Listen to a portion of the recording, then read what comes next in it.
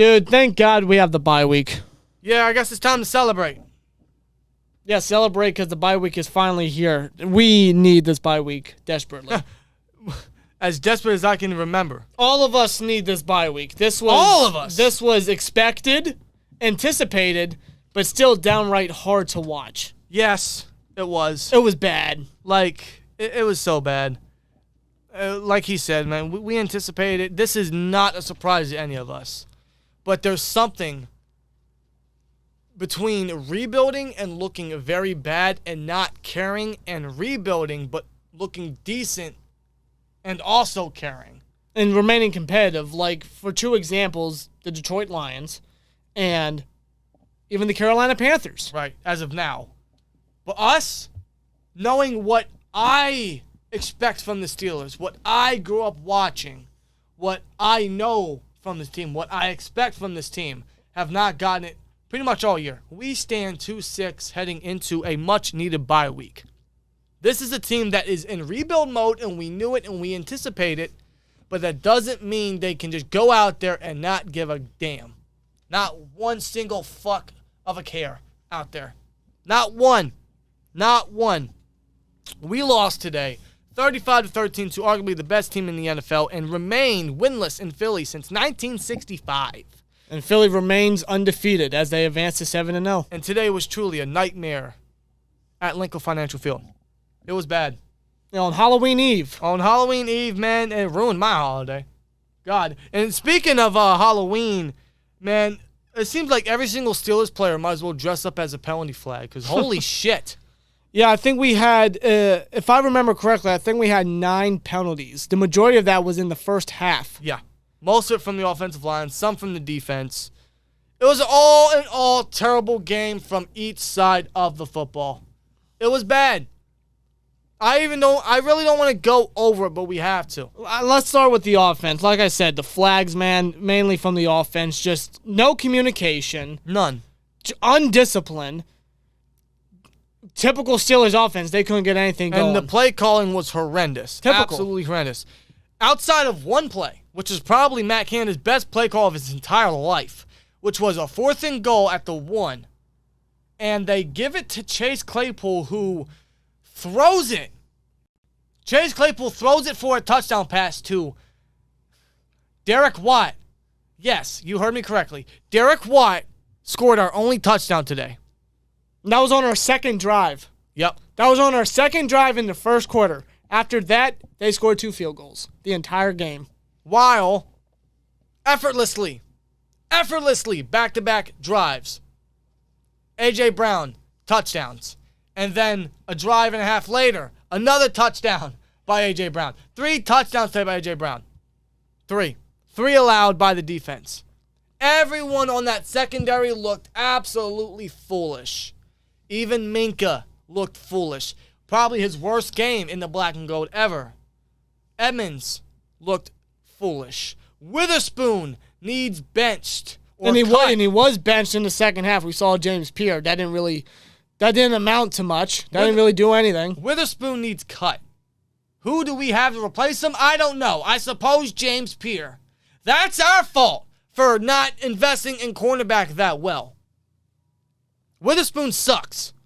Yeah, I don't know what happened to Ahkello Witherspoon. Last year, he was actually a gem, a diamond in the rough, I guess you could say. And we all wanted him to come back. Come on, resign him. We need him. And now look at him. He's our number 1. Now he looks like a backup, and he should be a backup. Jalen Hurts threw 4 touchdowns, 3 of them to A.J. Brown and another to Zach Pascal, who was also wide open. Not to mention, Miles Sanders also ran over us for, what was that, a 21-yard touchdown? Yep. Something like that? Yeah. Everyone on that Philly offense had time to eat. Brown, Sanders, Pascal, Goddard, Hurts, 4 touchdowns. That's a career high against our defense, which has most of the starters back.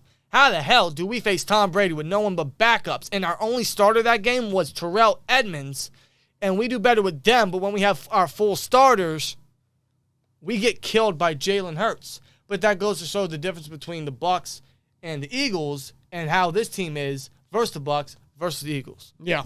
There you have it. This team just sucks, man. It's in rebuild mode. And yeah, we got 3 sacks on Jalen Hurts. But that didn't even harm them. That did nothing. Speaking of sacks, Pickett was sacked 6 times thanks to his horrendous offensive line and also Pickett kind of running into defenders. Pickett had a very rough game. The one thing I was looking forward to this game was to see his progression because after another 3-interception game, his second already, I wanted to see what he did after that. How would he bounce back on the road against probably the best team in the league? He did not look good. No. Some passes were in the dirt. A lot of overthrows. Communication was nowhere with anybody on this offense. Yeah. They need to grow together. I understand that. It's a new quarterback. These receivers, they all got to grow the chemistry. I get it. But it's still rough to watch. Pretty much the entire rest of the season, it's going to be nothing but let's just see the progression of Kenny Pickett. Let's see what this guy got. Let's see how he can build on himself week after week. It's what's going to have to be, I guess, the main focus for this team for the rest of the season. Of course, because that's going to determine our future. Because that's why we drafted the kid. For the rest of the season and for a couple years, I imagine, he's our quarterback. He's the guy at quarterback. Right. But again, receiving-wise, Freiermuth had a great game. Seems like every time we give the ball to Freiermuth or Pickens, good things happen. But outside of that, nothing. The rushing, the Steelers' rushing attack was not that great. It was dead. It was absolutely dead. In fact, I'll show the stats here. Look at that. Look at the rushing. Jalen Warren was our leading rusher. 6 carries, 50 yards. Now, I have a serious question to ask the Pittsburgh Steelers. Why is Jalen Warren getting all of his carries in garbage time? You wait until the game's over to now give your best running back of the season so far all his carries? Why? Why? And yes, I said best running back of the season. I love Najee Harris. I do. I bought his jersey in his rookie year. I never buy rookie jerseys, ever. We couldn't be more ecstatic when we drafted him. Yeah. Couldn't be. Our reaction video says everything. But this year, what is going on with Najee Harris? And I know the offensive line is bad. I get it. The offensive line's terrible. They'll have one good game, and that's it. There's never going that extra mile. There's never going over that next hump. They're just remaining stable, or they're worse. This offensive line sucks. I get it. But when Jalen Warren is running behind the same offensive line and getting more yardage, and he's running better, and he has burst, and he's looking faster, it's night and day between the running backs. It's not just the line. It's looking at the running backs themselves and how they play the game. One play, Najee Harris, right? Najee Harris, it was a 3rd and 3, I believe.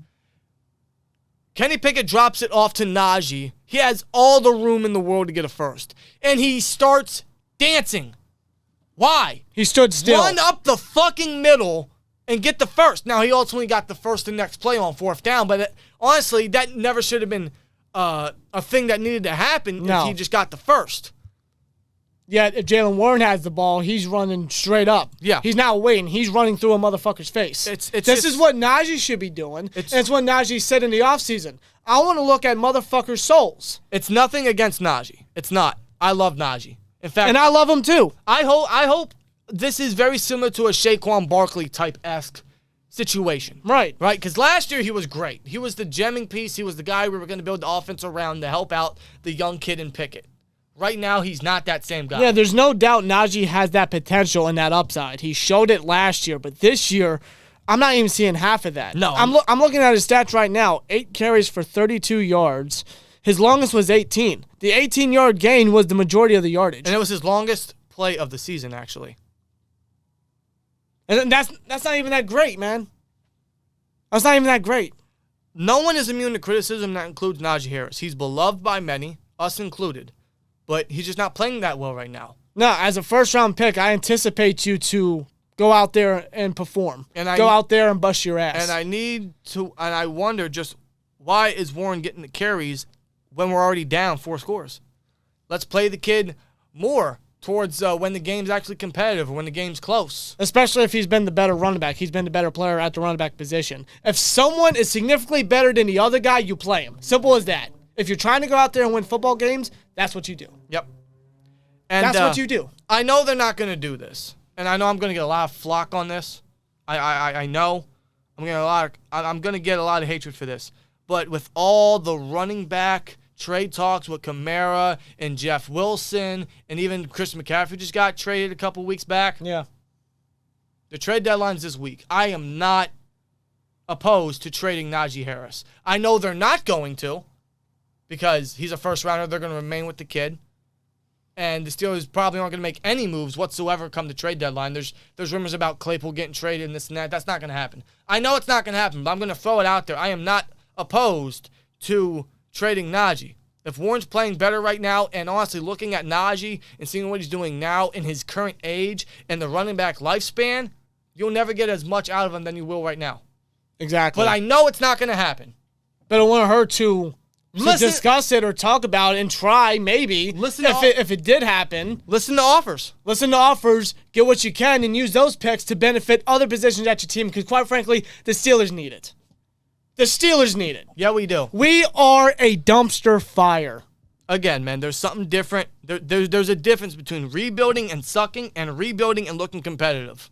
I had the expectation of rebuilding and looking competitive. This team has done zero of that. We sit at 2-6 before the bye. Thankfully, we get TJ Watt back after the bye. Preferably, perhaps, versus the Saints. But we'll see. That's our only hope for the remainder of the year is to watch what Kenny does, see his progression week to week, and we get Watt back to see if this team is a little more woke. How woke? I don't know. That's why for the bye week changes they must happen. Do they happen? I don't know. But that's all up to Coach Tomlin. And Tomlin needs to put his fucking foot down. Right. And Matt Canada needs to go. He absolutely does, but we know he won't. We're not anticipating a lot of changes, a lot of moves, but they need to happen. Especially if the team's going to get a much-needed bye week and guys are going to be resting and guys are going to be coming back. Now's the time to make changes. This is what bye weeks are for. Yep.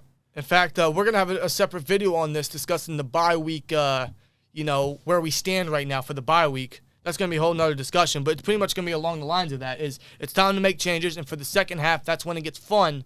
So start making changes. Will they? I doubt it. Why? Because the standard is the standard, and Mike Tomlin won't make no changes. I love Coach T, but I can't stand that part about him. I can't, and I can't stand some of the decisions he's making so far right now. Especially in this game when he elected to kick it with a backup kicker instead of going for it. That's giving up, man. This team just doesn't care. This team does not give a damn. And it's real sad. It is, man. This is not the team I grew up watching. This is not the team that I anticipate. This is not the team that used to showcase fear into people's into their opponents. Yeah. Now they're looking at us and they see us as a joke. And we're looking like the worst team in the entire league, if I'm being real with you. And this is not me being too negative. This is me speaking from the heart. A rebuild was obvious, but that doesn't mean go out there and look like the worst team in the league. For fuck's sake, that's not the Steeler way. No, dude, the Lions look better. The Panthers are looking better. The Bears are looking better. I don't get it, man. I don't get it, especially with the talent we have and who we have a head coach. I don't know. But we got the bye week coming up, thank God, and changes must happen. Yes, but let us know your guys' thoughts down below.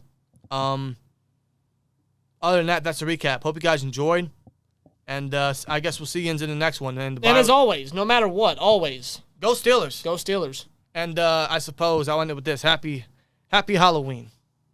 Yeah, it was a real treat we witnessed, right? It was a treat for the Eagles. It was a hell of a trick for us. I'll tell you that. See you guys in the next one. Like, comment, subscribe, and we'll see you later. Peace.